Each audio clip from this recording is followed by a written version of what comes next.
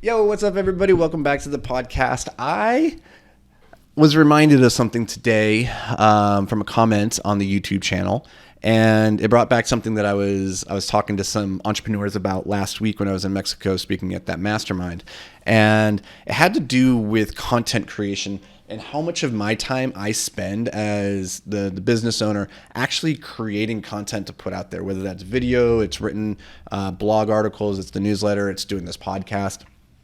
And it's really surprising to me, or maybe not to me, but it's surprising often to the other entrepreneurs that I'm talking to that they go, "Oh, you're the one. Like, how much time do you spend per day creating content?" And I'm like, "Well, I spend most of my days creating content in one way or another, thinking about the ideas or actually executing and creating it. I don't take these videos, I don't take these podcasts, I don't do the editing of them, but I do the actual creation, I do the writing process, and people go, well, how do you find the time to do all that? And I'm like, well, I look at it as my most important job as the owner of a company is the marketing. It is bringing leads in.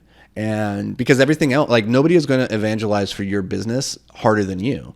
And so in a very real way, I think marketing is the last thing an owner should outsource. I think you should always be the brand beacon, the one that's out there screaming from the top of your lungs why your product is so awesome and great. And as a result, you're going to be spending a lot of time creating content and being very integrally integrated with your marketing team. And so I think a lot of entrepreneurs think along these same lines. This isn't new and revolutionary, but I think what I'd maybe do a little bit differently is I am the one in so many cases actually creating the content. And this surprises people because it's time consuming. And a lot of people want to figure out, well, how can I outsource? How can I delegate this? And how can I use AI or a VA to write my scripts? And then all I have to do is get in front of the camera and perform it. And what I've found is that when you do this, the audience, they might not realize that it's not coming from you. Like they might not be able to articulate it, but for whatever reason, the content just doesn't land. It doesn't hit as hard when it wasn't generated by you. Typically, that's been my experience. If somebody else is writing your content, your thoughts for you, then something about it just rings untrue. It rings like almost phony. And that as a result is going to impact your ability it's going to impact the effectiveness of your content.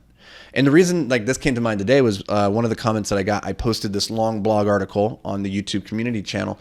I don't know, it's a couple thousand words talking about discipline and the 6 different types. And somebody commented and said, hey, like your copywriter is awesome. And I just commented, I was like, yeah, his name is me. And they're like, really? So like the assumption was that I had outsourced this somehow and like somebody else was writing my words for me. And in my experience, people come to do business with other people, with you. And if you're the one up there talking and saying your words, like they should be your words as much in your voice as possible.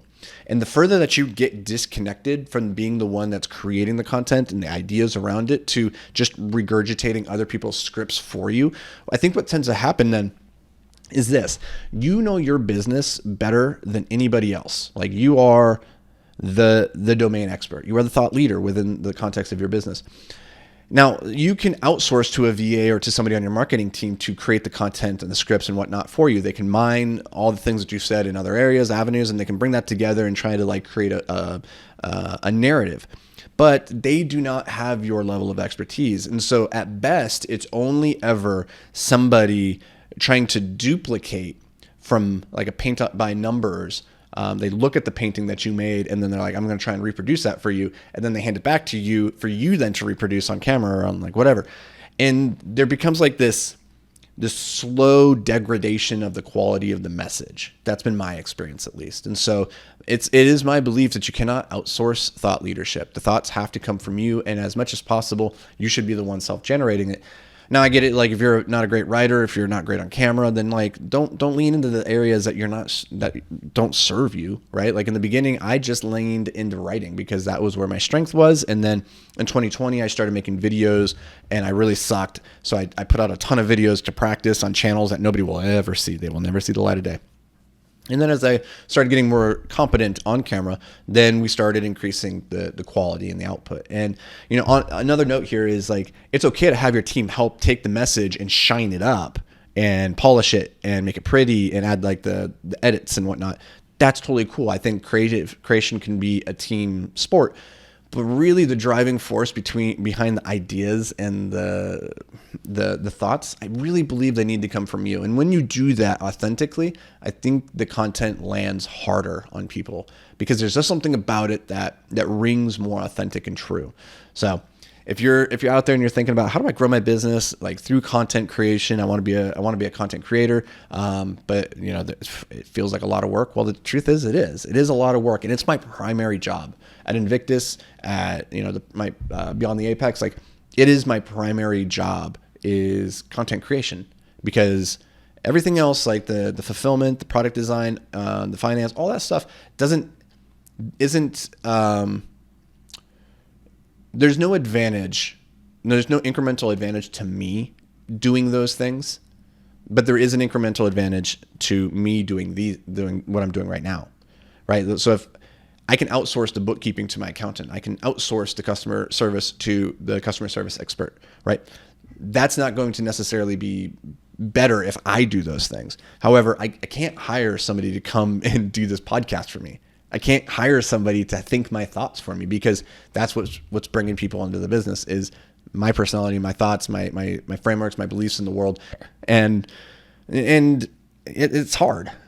Truthfully, it's very, very hard. It's very time consuming. It's a flywheel that you always have to keep moving. So I hope this gives you like maybe a new lens to think through this as you're like maybe trying to figure out why your content's not landing. You've been outsourcing it. You're working with some media agencies, and that can be helpful. But at the end of the day, if it's not landing how you want it to, maybe take a step back and ask yourself, is it because it's not actually coming from me, that it's not actually authentic to me, and I'm just copying it from somebody else? I'm deriving my thoughts from another thought leader, or because this person who is creating my scripts and my content for me, maybe they just don't fully understand the deep nuances of what I do and how I say and what I'm this business model, and therefore it just doesn't land. So something to think about here on whatever day this is that you're listening to this. I have no clue. For me, it is a Thursday. For you, it could be a Tuesday. But I do hope it brought you some value. As always, guys and gals, I'm psyched to have you here. I'm looking forward to seeing you back around these parts tomorrow. But until then, stay hyper-focused, my friend.